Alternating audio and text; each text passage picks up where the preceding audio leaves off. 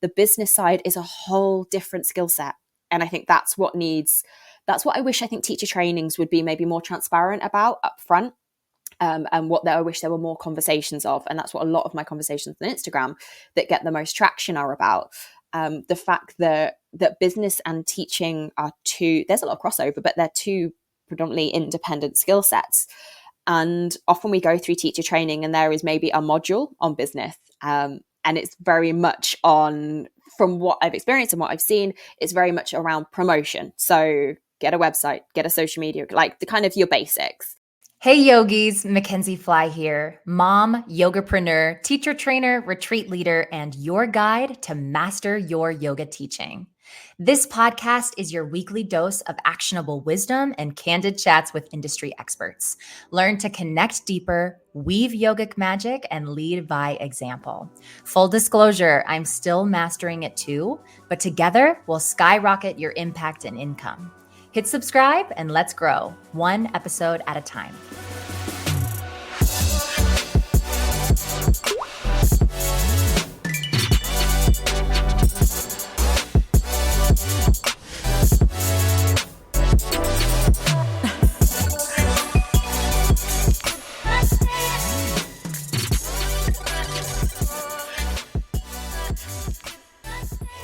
Prior to going fully freelance in the yoga space, Courtenay was a naval architect before leaving the corporate world in 2016 to concentrate on growing her studio. Following the pandemic, she made some big changes to how her studio operated, simplifying the business and really stripping back hot so that she could follow other projects that light her up, including becoming a photographer and having her little boy. Her definition of success is having the freedom to pull on the threads of things she finds fascinating. And now she shares her experiences, insights, and knowledge of navigating the yoga meets business world with other yoga teachers. In class, she regularly reminds her students that there is no one size fits all when it comes to practice. And now she's bringing that message to teachers too, reminding them that there's no single right or better way to do this work, and encouraging them to figure out what is the best and most authentic fit for them. She now writes candidly on Instagram and Substack as The Honest Yoga Teacher, and is building a community of other teachers who are all looking for that same level of freedom, ease, and peace of mind in their own businesses. So good. Welcome to the show, Courtenay Pipkin. We are so happy to have you. Hi. Thank you very much for asking me. Yeah. Oh, I was saying before we clicked record that I feel like you're one of the few people that I follow on Instagram that everything you post, I want to drop either the boom emoji, the praise emoji, or just something. Yes. So good. You couldn't have picked a better handle, being the honest yoga teacher, because you are. That's your whole thing, is that you're willing to say things that probably everybody is thinking, but maybe don't have the courage or don't feel like they can say it. So just thank you so much for showing up the way you do online. Thank you very much. I think a lot of it's stuff that people are thinking, and definitely thinking, but maybe feel like no one else is thinking. So it's not like particularly outrageous. It's not particularly controversial. It's very much just the stuff that is going around in people's heads and they're not seeing other people talking about. And there's this kind of disparity and this gap between them and the yoga world, I think, sometimes. And so it's just making a lot of it more relatable and going, this is reality. This is normal. This is the experience for more teachers than you realize. Yeah. Yeah. And why I particularly reached out to you is because your main message, like you said in the bio, is to not think that there's this one way that you have to do something or apply this added pressure for even yoga teaching to be your full-time job. So I guess to just really dive in, where did that mission come from? Like, how did that start for you?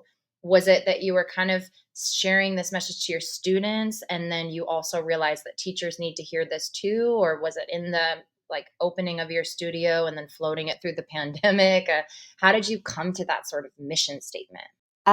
Probably the latter. So I think it's being in the space of having a studio and taking it through that pandemic and through a shift in business models and also a massive shift in myself. So I hadn't really been teaching long when I opened the studio, and I didn't open it as a space for me to teach in, like in that it's not been my dream for many years to have a space. It was very much convenience. It was very much, I wanted somewhere in my local town to practice, gathered a bunch of teachers, found this space, and it kind of evolved that way. And so a lot of my own teaching evolved as the studio evolved. So a lot of it was figuring out what I want to do, how I want to do things. And because I hadn't come from that background and come from that space, there was so much freestyling. There was like winging it and like looking at what other people do and kind of having to pick and choose and cherry pick all the things that felt right. And then you played the game of, right, we try it for a bit, does this work? We try that for a bit, does that work? And I think it's just been many years of doing that in business, in my own teaching, as my own teaching has changed, and in other stuff. Like I've got into photography in the last couple of years and very much applying those same rules in that. And you can get so hung up on just other people's bullshit and other people's stories and other people's narratives of, oh, you're only a real teacher or a real photographer or a real studio owner or whatever if your business or what you're offering looks like XYZ. And so I think there was just a little bit of a pushback on, well, why? Why does it have to look like that? Who said it has to look like that? What happens if I don't want this, but I do want that? And starting to kind of build all that together. And I think that was the engineer in me of pulling everything apart and rebuilding it and repiecing it in a way that feels really good. Because at the end of the day, like that's all we want, really. We just want something that resonates and feels great and fits in really nicely with our life and with our family or with our choices or like all of that sort of stuff, rather than kind of pigeonholing yourself and going tunnel vision down this one path. Mm. That's beautiful. And I love how you wrote that. That's such an interesting and unique way of saying what you love to do is like pull at the threads of things. So I was going to ask you, like, what more does that mean to you? Does that mean pulling it apart so you can see its composition, like what it's made of? Or do you like to like break things down to see what's behind it? Like, what does that mean to you? For me, it's that as I'm doing something, because we don't know shit about anything, right? We think we know loads, and then it's like you go through teacher training, you're like, oh my God, it's going to tell me everything. And then you come out and you go, oh my God, it told me nothing. But suddenly you're aware of this whole world of stuff that you have. I mean, that's the best way to put it. You have awareness of it, but not a lot of knowledge. So for me, that is constantly happening. Like as a teacher, that is constantly happening. Suddenly you pull on a tiny thread, something you find interesting, like you might hear a quote, you might see a training, you might go to a class with a particular teacher and you go, oh, I didn't know this thing existed. And so it's suddenly being able to like dive into that a little bit and having the capacity and the space and the freedom to do that in quite a fun and open way, without expectation maybe, but also I think time is a big thing. Like the capacity and the time to be able to explore new things is really, really important to me as well. And so, yeah, when I start kind of burrowing into things, letting that evolve quite organically and just following whatever path is interesting, rather than the path that maybe you feel like you should follow. Right, right. Well, even deeper, what that's doing is you're asking yourself, what is the definition of success for me? And taking time to meditate on that. Why do you think that's so beneficial for teachers to do? Because success is such a loaded word. It's so, and it in everything, just in life, and we end up very conditioned, and we end up very, I don't know, we're just holding other people's expectations of us rather than what we expect from ourselves. And there's a lot in there around like societally, and especially kind of like in the States and in the UK, it's very much money and status and that kind of hierarchy that you equate with success. And we see how many people follow that path and aren't necessarily happy.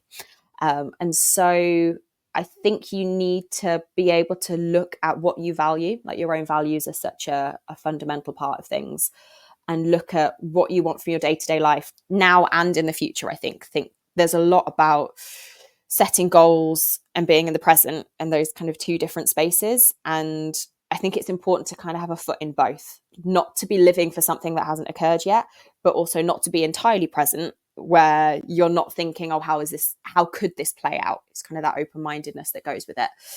So I think it just think you need to be really aware of what keeps you happy, healthy, whole, like all of those things today, and still having that ambition and that little bit of strive for maybe where you want it to go next as well. Yeah, yeah, that's a great way of looking at it. That's also very like applicable. Um, I really appreciate that and encourage any yoga teacher that's listening just to take some time and be like, wait, what do I value? Because I think because of all the societal conditioning, everything that you're speaking to, it gets easy to forget and get wrapped up and get lost. And then you're chasing some definition of success that's not really even yours anyway. Or when we are solopreneurs and we're trying to wear all the hats and do all the things, that we are creating for ourselves. This sounds dramatic, but like we're creating for ourselves the prison that we left like corporate world for anyway. Like, It's not dramatic at all. That is it. You end up doing what you ran from. yeah, yeah. And that's been on my heart a lot lately too, is that I'm like, wait a second, I'm trying to build this dream life. I'm trying to do things differently. That's why I left. Why am I creating the same thing again here? Because I think that's what it has to look like. And that's the thing, you don't know. What I often say to everyone, but especially teachers, is you don't know what your version of success is going to look like until you're in it as well. I think there's a whole thing of being like, oh, well, I'll be happy when I'm teaching X number of classes a week or earning a certain amount of money or teaching in a particular space, whatever, whatever. And then sometimes you get to that point and you're like, oh, it's not quite what I thought it would be. And being open to having those honest conversations with yourself where you're allowed to say, oh, I thought I'd like this, but actually I don't. And so surprising yourself sometimes in what you enjoy and what you don't enjoy, and just letting yourself figure that out. 100%. And even what I'm learning from you and inspired from you even already is that you do have to give something like an honest try though. Like Yeah. a decent trial period where you are like, okay, I think this might work. I'm going to give it a go for X amount of time and really give my all to seeing if it feels good for me, if it works in my schedule, like for my life. Because maybe that's the missing piece for some people too, is that like you haven't honestly tried, you haven't tried it on for size before you're switching. But by the same token, not being so married to something just because you never give up and like trying to force yourself into something that you're getting all of these signs of like that you can shift, but you're just not, because you're not giving yourself the permission to like listen to that feedback and adapt. So it's like you have to have both, which is hard. It's a real balance. And it is a hard balance, and I definitely don't always get it right. But things like having a really good soundboard, so having a good support system, having a good reflective practice. So I don't massively like journaling, but I do like meditation. I do like breath work. I like airing things out. I've got a couple of really good friends, and my poor husband will listen to me say things over and over again. And it's just my way of processing, as a way of actually figuring that out. Because sometimes it's fear. Sometimes you get close to something and then you think, oh no, it's not working, and it's fear based, or you're procrastinating because maybe it isn't the right thing. Like I've been going through that whole thing at the moment with something that I'm creating. And so it's being able to learn how to have those honest reflections and those honest moments where you go, what is real and what is expectation, what is my own expectations on myself, and all of that sort of stuff, and not just getting swept up in your habits, which will often be to be really hardcore and always push through, or to quit too soon. Like there's extremes. We don't always have it right. It's the practice of yoga. That's to yoga to a T. Like applying the opposite of our natural inclinations and always trying to not be so extreme and come back to that like midway. So it makes sense, and it's one of those moments where we have to actually start to practice what we preach. But it does get hard, and especially when I started teaching never considering myself or identifying as a business person, like owning my own business, or it just never dawned on me, because I think I was like, okay, I want to create playlists and be barefoot. That was some like initial, motivation for teaching yoga. And I just was so in love with the practice and was very religious about, maintaining my own practice too. And couldn't help but turn every conversation into yoga, and was like, inviting people to come with me all the time anyway. So it just, I couldn't help but do it anyway. So I don't know. What do you have to say about just the identity of being like a business owner as a yoga teacher and the difference between being a full-time yoga teacher? And then also, I love how you're like, I want to talk to just that person who wants it to be part-time. Like, let's not let it be so pressured. Do you know what? I was right. Everything you were saying then I was writing about the other day, in something that's not out yet. But that whole mentality of so many teachers go into teacher training, um, just to teach. Like, and that's not a bad thing. That's what you've seen, that's what you've experienced, and that's what you want to be a part of. And the business side of it is an afterthought. And for some teachers, they're like, do you know what? I never want to be a part of that. I never want to worry about booking classes or rallying students or dealing with emails and all of that sort of thing, because the business side is a whole different skill set. And I think that's what I wish I think teacher trainings would be maybe more transparent about up front. And what I wish there were more conversations of. And that's what a lot of my conversations on Instagram that get the most traction are about. The fact that business and teaching are there's a lot of crossover, but they're two predominantly independent skill sets. And often we go through teacher training and there is maybe a module on business. And it's very much from what I've experienced and what I've seen, it's very much around promotion. So get a website, get a social media, like the kind of your basics.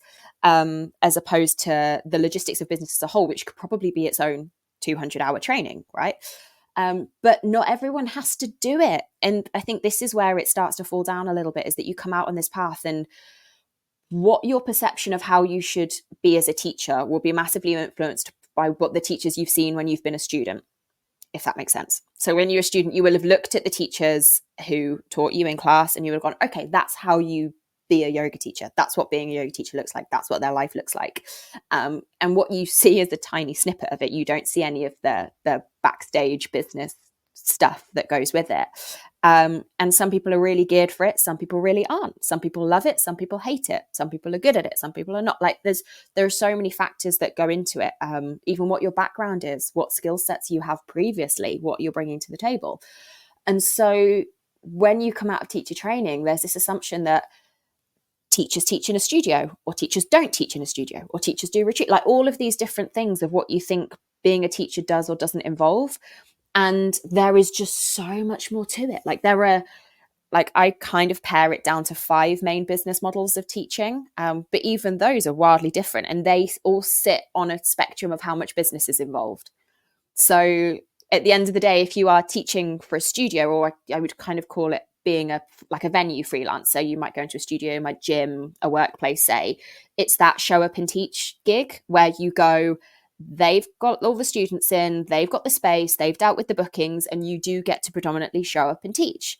And you get a fixed rate for it. And like there's the whole business model in that, right up to what I would say is like kind of your full-time teacher, is where you are probably running a wider business. You've maybe got other arms of your business that go beyond teaching. You might train, you might do coaching, you might do more one-to-one teaching, you might do stuff online, but it's stuff that perhaps isn't necessarily tied to your time. Like you're not trading time and money in the same way that a studio teacher is trading an hour for $30 or whatever.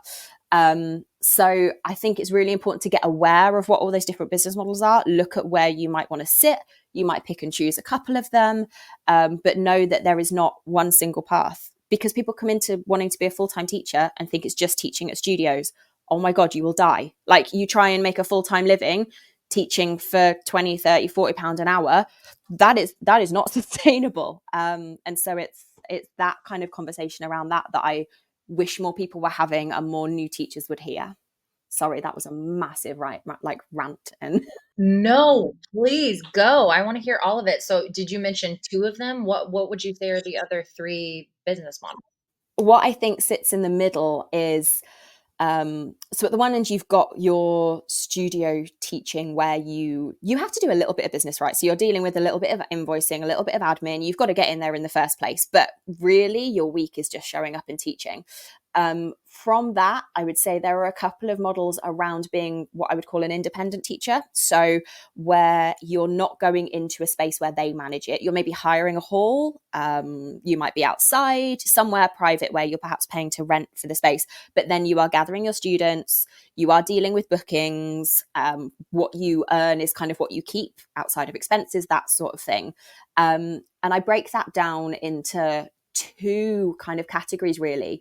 The teacher who's maybe doing it to supplement their income. So maybe they're teaching a couple of classes a week. Like I teach 3 group classes a week. I'm not doing loads anymore, but it's not my core income. I have other income streams, or maybe it's more of like a little top up income, a supplementary style income.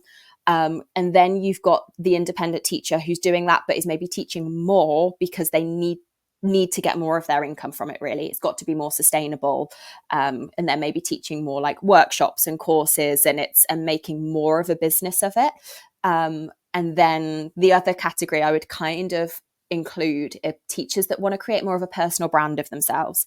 So, and I don't necessarily mean that like you think personal brand, you think like Instagram and very shiny, not necessarily in that sense, but perhaps they want to go into being the specialist in something. They want to really dive into being the local teacher who has like all the information, all the knowledge around like postnatal, prenatal, like that kind of category. Or maybe they teach a certain type of student, or they have like a bit more of a speciality, or that they want to go a little bit wider. So maybe they're building a bit more of a brand of themselves where they will go into other spaces and do more specialist workshops and that kind of thing. So not necessarily tied in geographically, but would maybe go online and build something bigger than local classes, I would say. And then at the other end of the spectrum is more of like the yoga business. So maybe they have workshops, but they might have a training, they might do other stuff. Like I do photography. I photograph a lot of yoga teachers, so I still kind of say it's in the yoga space. Or like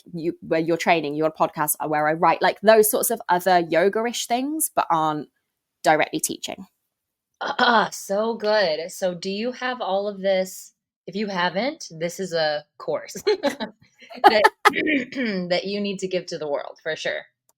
So I am in the process of making it into a quiz, so that you would answer a bunch of questions and you would kick out which is kind of the best model suited to you and how much you want to earn, how much you want to work, where you want to work, what your aspirations are. And you would get a little kick out of a guide that will kind of inform you of some of the things to lean into, some of the pitfalls, what to be aware of in those different spaces. Yeah, that sounds amazing. And I'm so excited to get my hands on it and share it with everybody because it is unfortunate that it's such a sliver of the training experience. Now, granted, there's so much to squeeze into that time frame. I understand, especially as a yoga teacher trainer and like YTT facilitator, you can't possibly get a great understanding of all the things because it's just such a big topic in and of itself.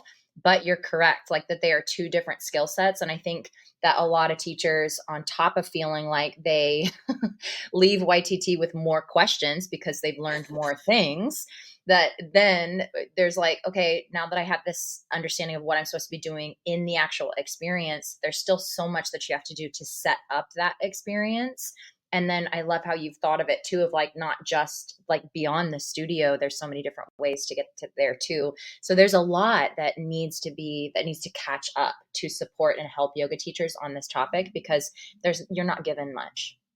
No, and I mean, you're totally right. In 200 hours is nothing. Like 200 hours, and you already have to squeeze so much into that. But I'm not saying this should be fit into that, because in bringing it in, it would push something else out. And I think there are more important things that need to be in that core foundation first.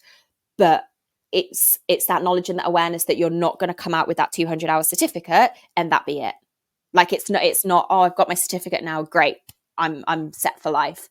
And it pains me when and I have these conversations. I think I had someone comment on something about it today, that they come out of teacher training and they don't feel like they fit into the mold of studios, or there aren't studios available. And that's usually, from what I've seen, that's the go-to. Like the assumption is the better route is to teach in a studio.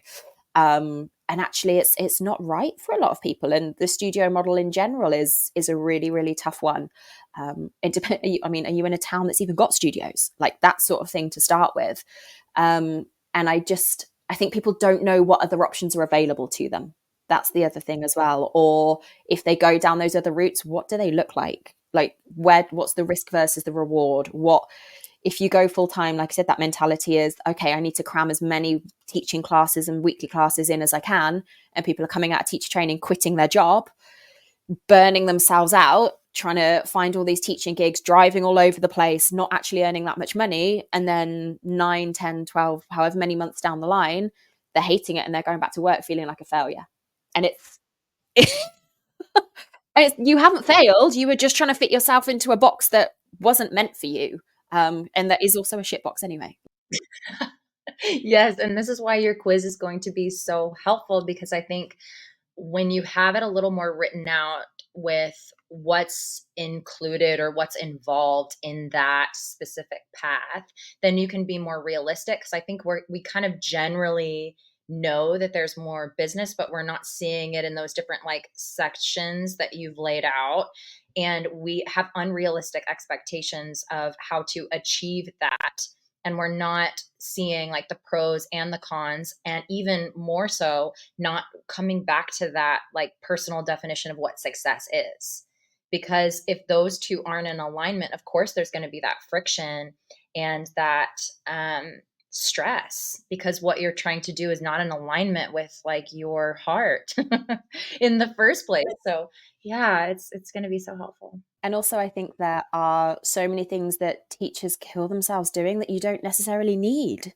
And there is crossover, obviously, across the different business models, but there are so many things. Like, if you're happy teaching 2 or 3 studio classes a week, say, you probably don't need a big Instagram presence. So don't kill yourself for 6, 8, 10 hours a week trying to come up with content and come up with reels if you hate it, if it doesn't have an impact on what you're trying to achieve in your teaching business. And it's a lot of it is just clarity and knowing what you're trying to get and the best route to help you get there.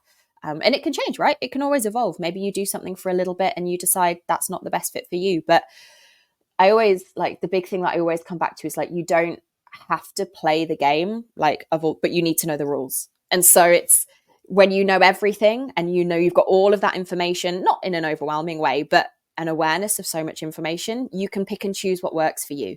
If you only see this tiny, tiny sliver that's probably a little bit incorrect anyway and full of other people's stories and highlights and perceptions, you're going to like wonder why the game isn't working for you. And it's not about that. That's so good, Courtney. I love that. And it's really resonating with me because like I mentioned, I got into yoga teaching, not really identifying as this like business person. And when I feel like shutdown happened and I lost really what was my main source of income, I lost performance, that then all of a sudden yoga teaching had all this pressure to sustain my lifestyle and be my main source of income.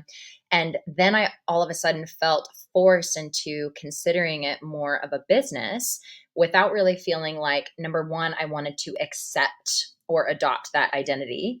Then number two, that I didn't have the skills to do so. So there was just all this resistance. I feel like I didn't know the rules, but if I only knew the rules, that I would be good at this game. So it makes you like mad when you're like, wait a second. And I'm saying this because for the yoga teacher that's out there listening that feels really like frustrated and angry, sometimes that's an indication that whatever you're like trying to do is you actually might be like really good at it if you had the rules or the knowledge. And the thing that's like more maddening is not having that, not that you're actually like bad at it. It's just that you don't know how to do it. You shouldn't play someone else's game. You're in the blind. No one has told you the rules. No one has told you how to win. All you are looking and hoping for is to get medals. And you're like, why isn't it working? Why am I losing at the game? It's like, because you don't know what the game is. No one's telling you how to play. That'll be incredible. And I can't wait for it to come out. Please, if you happen to remember the second that it's live, pop over on Instagram and tell me, and then I'll help spread the word about it because it's going to help so many teachers. Are you feeling stuck? If so, this is your exclusive invite to Vortex Yoga Retreat in Sedona, Arizona, this October 11th through 14th, 2024. Sedona's breathtaking red rocks transform into a fiery masterpiece in the autumn. Imagine practicing yoga amidst this stunning backdrop, feeling the ancient vortexes amplify your intentions and awaken your spirit. This retreat is for you if you crave a deeper connection with your energetic body, the chakras, you're ready to align your life with purpose and passion, or you seek a transformational experience to unleash your inner power. Here's what awaits you: 4 days and 3 nights nestled in Sedona's beauty, daily yoga and meditation, delicious local dinners, sound healing, hiking to infamous Sedona vortexes, connection with like-minded souls on this empowering journey, learn chakra balancing principles and practices, and a special gift from your hosts. Don't wait. Space is extremely limited and spots are going fast. Visit rachakaretreats.com/Sedona to book your spot and choose your accommodations, or click the link in the show notes. Use code MYYT for 10% off. Are you ready to balance your energy and align your life? I love how you were like mentioning your other passions and photography. And you said something along the lines of skills that you learned in photography bleeding into your yoga teaching. What would you say those things are? I think so much of it is it's so funny because I'm the things that I'm writing about, I'm like, this is what I'm experiencing as a photographer. And so it's quite nice to kind of be experiencing it through the lens of the people, lens, terrible pun, through the lens of the people and the students that I am trying to talk, or the teachers rather, that I'm trying to talk to. It is, a lot of it is about permission, and a lot of it is about just doing it your own way and realizing that actually like a lot of my thing is just like, fuck it, I'm going to do it my way. I don't have to have a website. Like, I don't have a website for photography. I don't have to, I mean, I've refined a couple of my photography pricing packages in the last year, but that was mostly for my own convenience.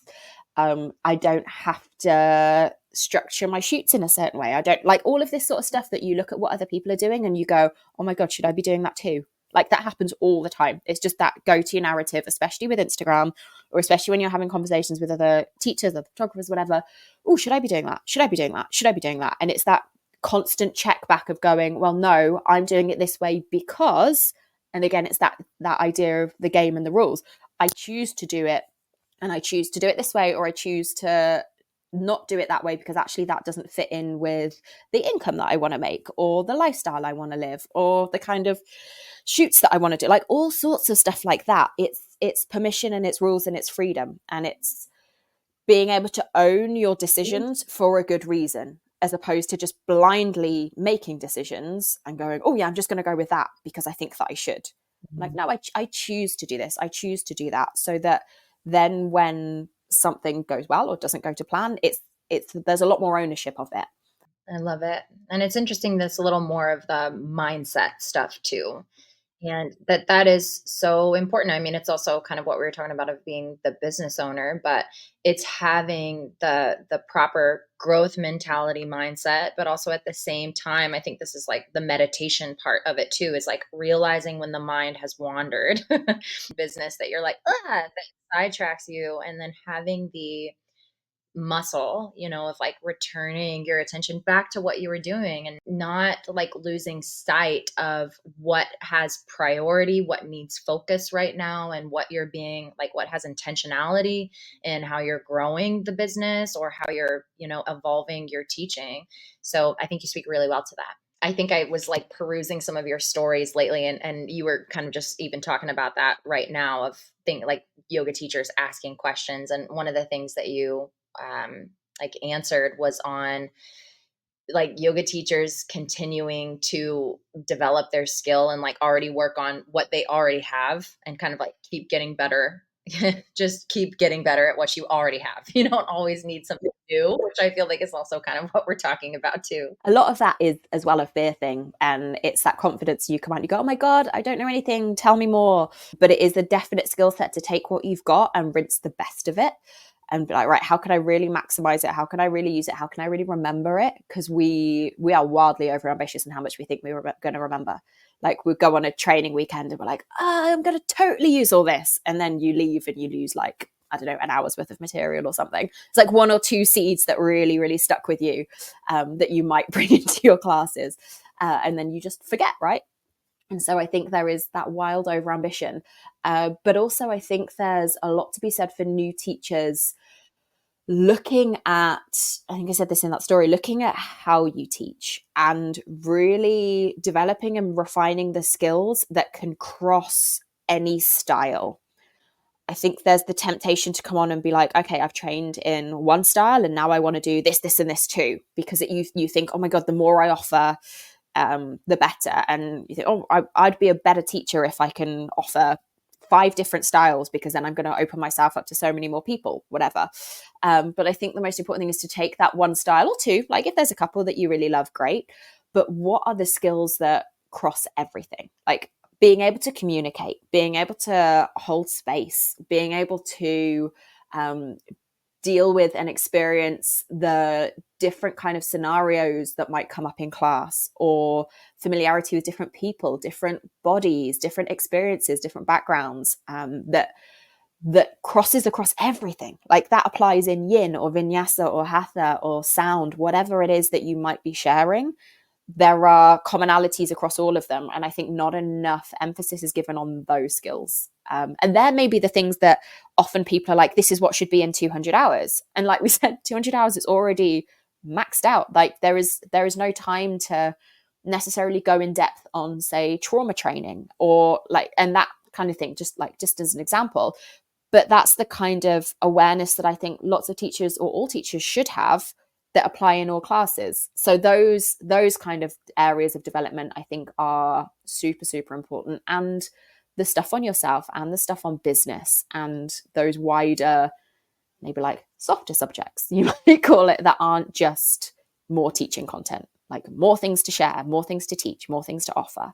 And you mentioned in the story too, and we need to just say it again and again and again, because it's in the teaching, it's in the doing. That's always the greatest learning. And so to apply, to integrate, to allow the stuff to marinate is what's going to help us have that depth over distance. And to realize that like the longer something can really like sit, the deeper it can sink. And that's usually when it's like a lot more powerful, when it's more embodied.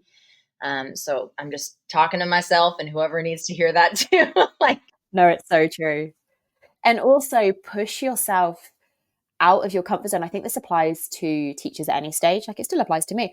Push yourself out of your comfort zone in terms of variety, because you can say you've been a teacher for 10 years, but if you've taught one class a week to the same 10 students for 10 years, are you more experienced than a teacher who's taught in 100 different places, seen 1,000 different bodies, but has only been teaching for 6 months, say? Like, and it's that level of self-development, and you're right, you just got to get in there and teach as a way of learning. But that's uncomfortable. Like that's wildly uncomfortable to put yourself in new situations and new scenarios. It's totally easier to play it safe. But if you want to develop yourself in an incredible way, that is one of the most best and effective and fastest ways I think you can do that, above any kind of safe sitting in a classroom type teaching, which is also very valuable. Don't get me wrong, but I think there's a place for both. Yeah, absolutely. That's so good. And that whatever you're striving for, it ironically, you feel the opposite of what you're going for. For example, when you're wanting to be really confident and really brave, in the actual doing of that, you're going to feel uncomfortable and scared, So you have to recognize like what you're feeling, but then keep reminding yourself, no, this is the pathway to that thing. Like you're not going to be experiencing that fearlessness. You're going to be afraid.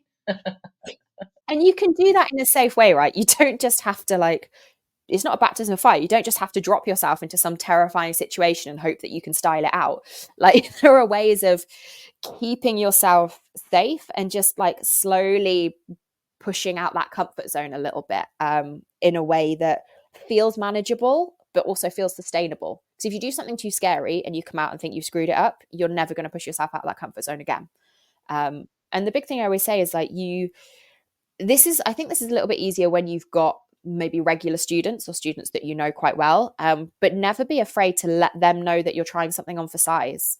Like you can, did a training earlier in this year, and I was very open and honest with the students that came on the first day. It was a breathwork training the first day, the first class that I did, that I was like, this is the first time I've taught it. Like this might not be what it looks like in a few months. And having that kind of permission and letting them know that I'm still figuring stuff out too, was a real, for me, I probably didn't teach any differently, but I felt like we're all on the same page then, and it managed expectations, and let me do that in a way that felt more comfortable and felt like it was in more of a safe space. That's a great tip. Oh, that's a good tip. I'm going to use that of just not as like an excuse, you don't say it as like, so now this can be a shit show. No, it's like, we're being honest. And I think that people love to be invited into the process too. And you're a great example of that on Instagram, of like starting conversation or inviting them into the creation of something. People love that. People love to be a part of it. Yeah. And I think if you've got someone in class that's like, no, I want this to be perfect and I want this to be flawless, I'm probably not the teacher for them. Like it goes both ways.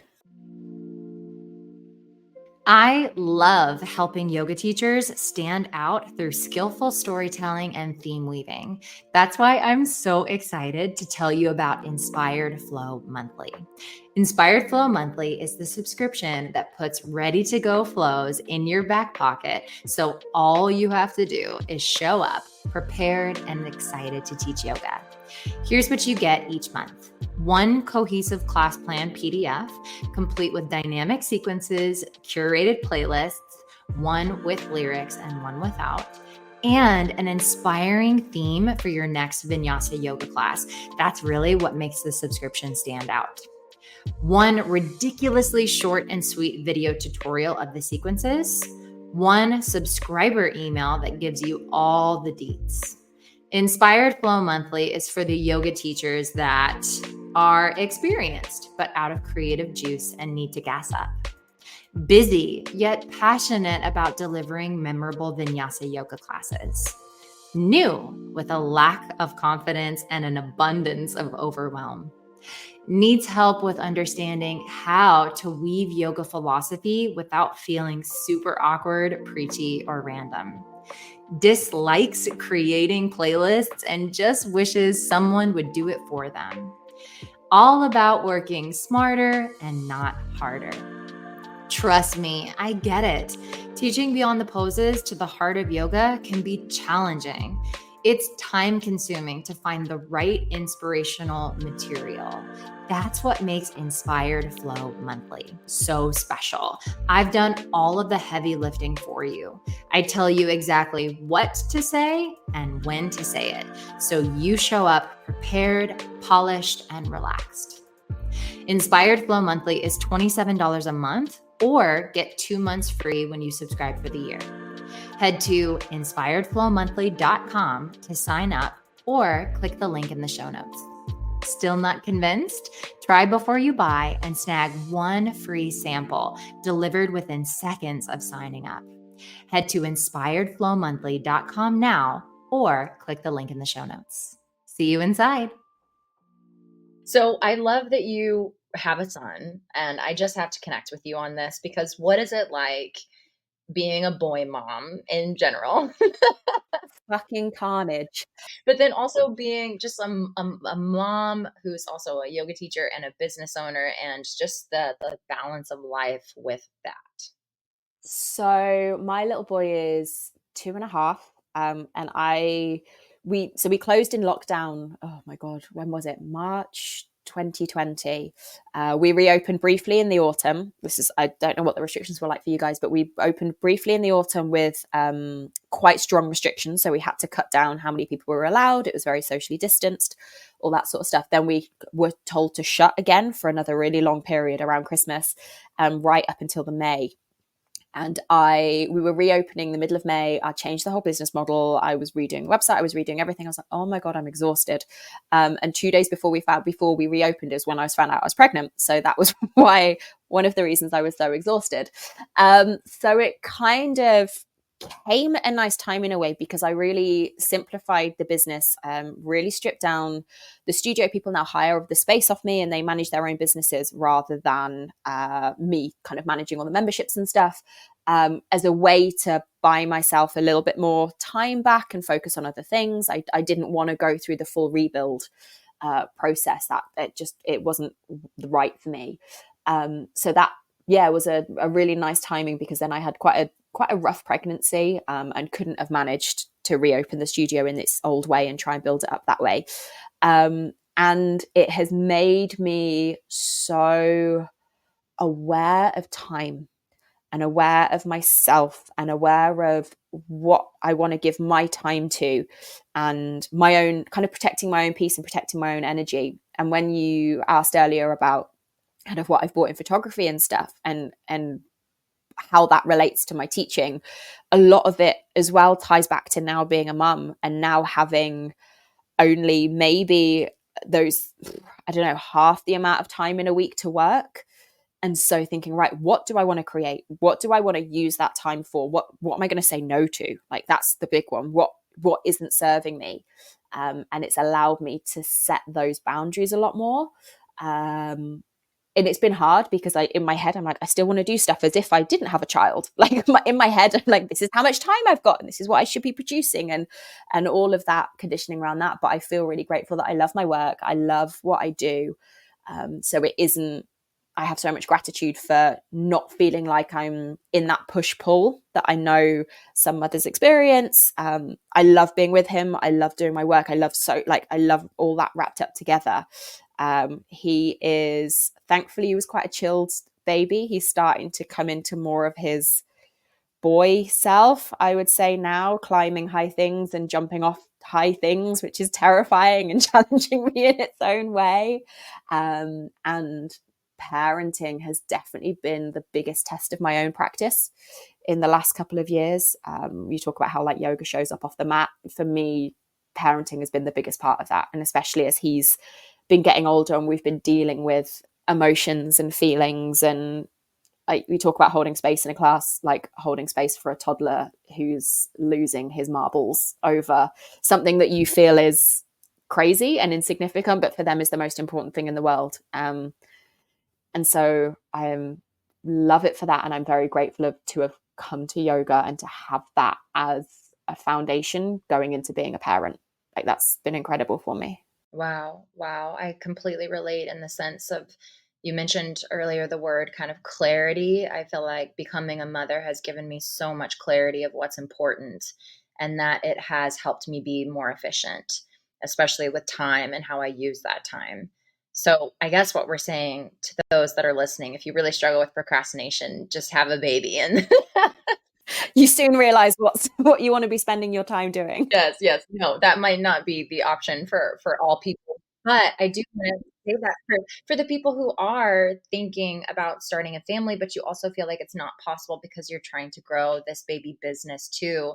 That's kind of the boat that I was in. I felt so scared to have a baby because I was like, how do I build a family and build a business at the same time? This seems really impossible. And I felt like I had to choose because of everything that I saw. So I needed to hear a little bit more that you can do both. You do need a great support system, and you need, help. Like, inevitably, I mean, I feel like my husband is so supportive and can watch Finn, my son, while I'm doing something like this, so you need a village, and it does take a village sometimes. And it's incredibly humbling as well, I think, realizing what we are capable and what we are not capable of. Like, I think sometimes you just have to go, do you know what? That ain't happening today. Like, little boy's never been a great sleeper. Thankfully, he is a little bit more in the last few months, but there was a lot of reality around we can have this narrative of you can have it all. You can have a lot, but you just have to be very selective of what you choose. And it has to be a conscious choice. And if I had a bad night's sleep with him, I just had to be like, look, I need to put my health first today. I need to sleep. I need to rest, or I need to do whatever. And it's that juggle and that prioritization, realizing that you can't give your full self to everything, and that if you want to do something, something has to give from somewhere else. And finding that little balance is just like a really difficult jigsaw. Yeah, that give and take is so real. Okay, so I know you have a Substack. I guess my last question is I've seen people talk about their Substacks for years. I don't really know what a Substack is. What is a Substack? Because I think it might just be like a paid blog or a paid newsletter. I am the worst for saying something on Substack, and so many people are like, "What is Substack?" I'm like, "Shit, yeah, sorry." It is basically I would call it a blogging platform.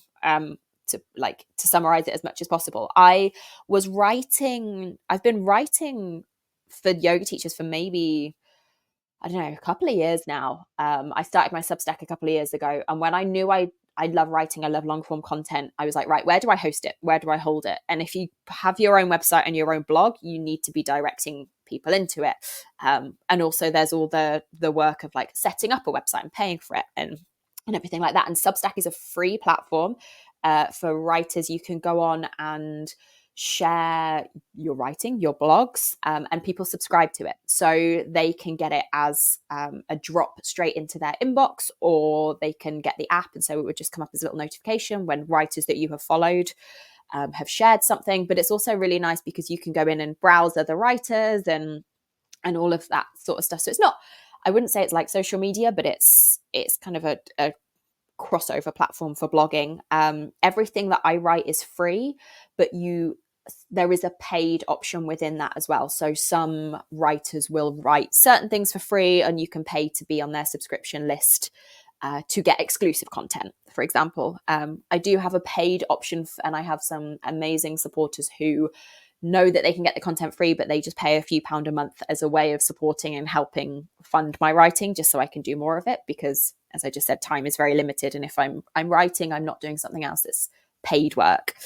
So it's really nice to have that support in that way. But other than that, all of my stuff is free. Wow, that's amazing. Okay, because when I was looking for your bio for this, I was like, does she know I have a website? There's the Substack thing. What is that?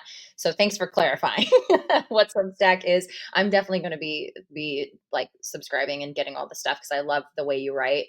Is that the best places for people to plug into what you're doing is through Substack and through Instagram? And can you share with everybody listening how they can stay connected with you? Yeah, so Instagram is where I show up most days. I'm writing quite a lot at the moment, a few times a week. My Substack posts, I tend to share a longer form blog, maybe once a week, and it will usually start as an Instagram post, and then I run out of space in the caption. So it's for those things that I'm talking about. I'm like, okay, I've run out of room on Instagram, so it becomes a blog post, and that's usually about once a week, on a bit of a drum beat with that. But no, I don't have a website just because at the moment I've not needed it. It's something that's not, and this is just like one of those examples. Like, I don't want to make one for the sake of it and it sit there untouched. Maybe I will have one in the future. But for now, yeah, you can just follow my writing. I love hearing from people on Instagram. Writing's a bit of a funny one. It can be a bit of a black hole. You put stuff out there and you're like, ooh, did anyone read it? Was it useful? So I always love hearing back. I love the comment sections in my Instagram posts. There are some really, really great discussions going on in there, different points of view. On the whole, it's a really kind and just a nice place to hang out. People are really generous with their knowledge and their insight, and really friendly, which I think is rare now on social media. So yeah, find me there. Amazing. Well, she's the honest yoga teacher. Everybody go check her out. Hit that follow button, subscribe to her Substack, because what she's saying is so real, so raw, so authentic, and so uplifting. And it's just a breath of fresh air. So thank you so much, Courtney, for being on the podcast. Thank you very much for having me. Yeah. Until next Wednesday, everybody, namaste, blessed.